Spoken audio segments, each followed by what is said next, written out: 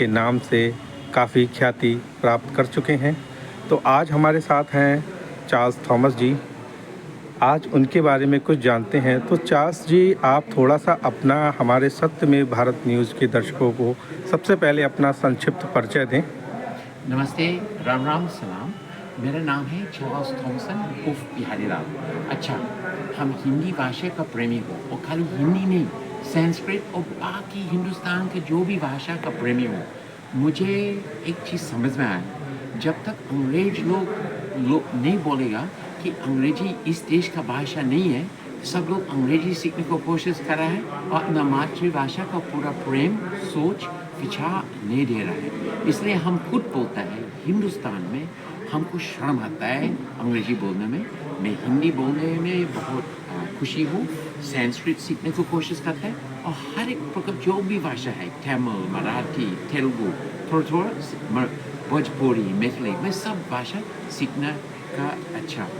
बात ये है ना कि अगर हिंदुस्तान, भारत आगे बढ़नी है ना, तो बिल्कुल। लोग अपना मातृभाषा को प्रेम करेंगे, जी। इस्तेमाल करेंगे। जी। अंग्रेजी खत्म होते जा रहा है दुनिया में, हिंदुस्तान में बढ़ते जा रहा है। जी। मैं सोचता है कि चलो हम थोड़ा मदद करेंगे। और संक्षिप्त में बतलाते हैं आपको। आप कोई बड़ा पार्क में जाइए, वहाँ साइन लिखा है अंग्रेजी में। जी। किस सेवा के लिए?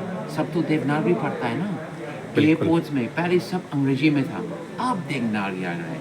आप हिंदुस्तानी हैं, आप बिल्कुल। ऑस्ट्रेलिया जाइए, यूनाइटेड किंगडम जाइए, थाईलैंड जाइए, आप अपना पासपोर्ट जब कस्टम्स इमिग्रेशन में डालेंगे ना, वो देवनागरी आता है।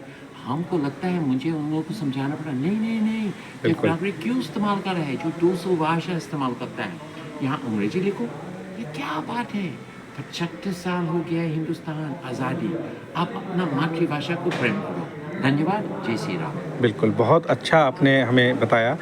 एक आपसे प्रश्न करना चाहूँगा, आपके अंदर जो सनातन के लिए भारत की जो संस्कृति है सनातन और जो भारत की भाषा है हिंदी, तो ये प्रेम आपके अंदर कैसे जागृत हुआ? कैसे आपको प्रेरणा मिली? हमारे दर्शकों को बताएँ।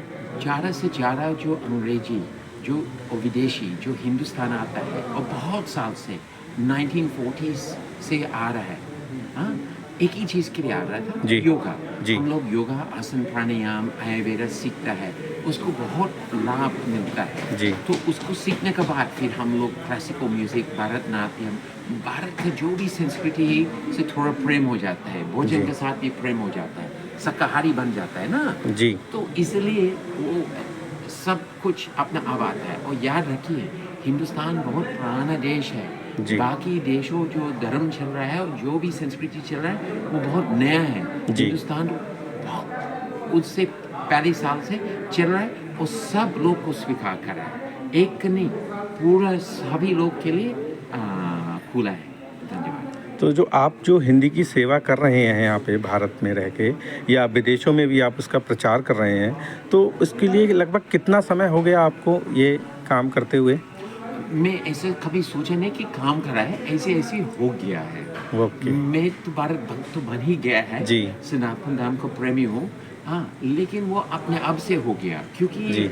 मैं देखता ही सामने में। जी। मैं नाम नहीं बोलेंगे, लेकिन कल हम एक बहुत अच्छा संस्कृत कार्यक्रम में गया था। जी। एक यूनिवर्सिटी कॉलेज में, वहाँ सारा सब कुछ अंग्रेजी में लिखा था, देवनागरी में नहीं। जी। तो मैंने उसको प्रार्थना की कि अगली बार आप देवनागरी में लिखिए।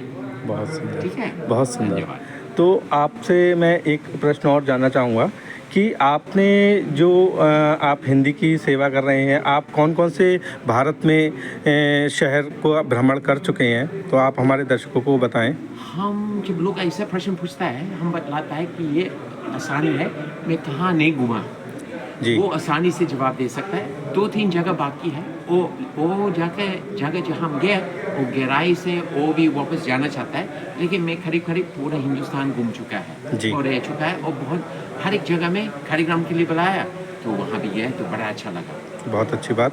तो आप मेरे को बताइए थॉमस जी, आपने जो हमें जो अपने ज्ञान के द्वारा जो बताया हिंदी के बारे में, तो आप हमारे चैनल को सत्य में भारत न्यूज़ को अपने भारत उसके माध्यम से क्या संदेश देना चाहते हैं हमारे दर्शकों को?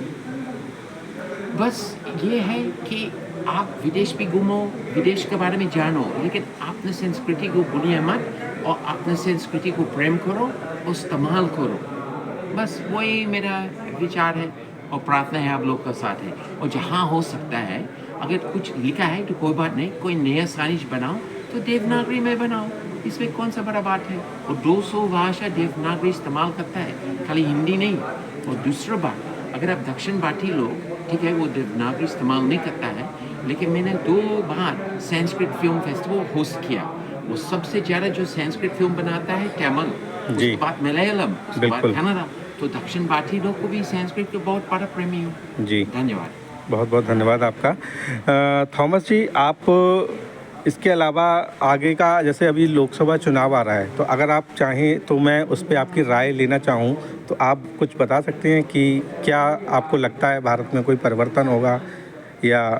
हम चुनाव में हम इतना बोलेंगे, हम कोई पार्टी का नाम नहीं लेंगे, मैं तो भारत भक्त हूँ, लेकिन मेरा सोच विचार ये है, अब पार्टी का नाम मत देखिए, इंसान को देखिए और वो क्या काम कर रहा है आपके लिए, वो सबसे महत्वपूर्ण है। और वो अच्छा काम कर रहा है ना, तो उसको सपोर्ट कर रहा है।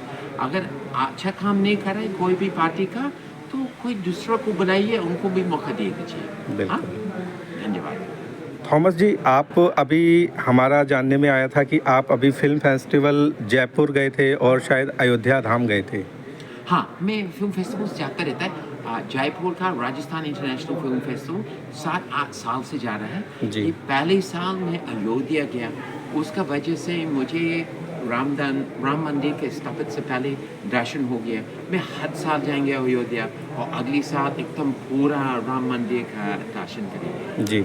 तो आपसे आखिरी प्रश्न करना चाहूँगा कि आपको यहाँ पे फेमस हुए, आपको जो पॉपुलैरिटी मिली, वो क्या मतलब था वाकया? वो हम इसमें कुछ मांगता नहीं, मैं छोटे इंसान हूँ, लेकिन मैं खुशी है कि सबसे छोटे लोग इस देश का जो हिंदी बोलने वाला है वो मुझे पहचान लेता है।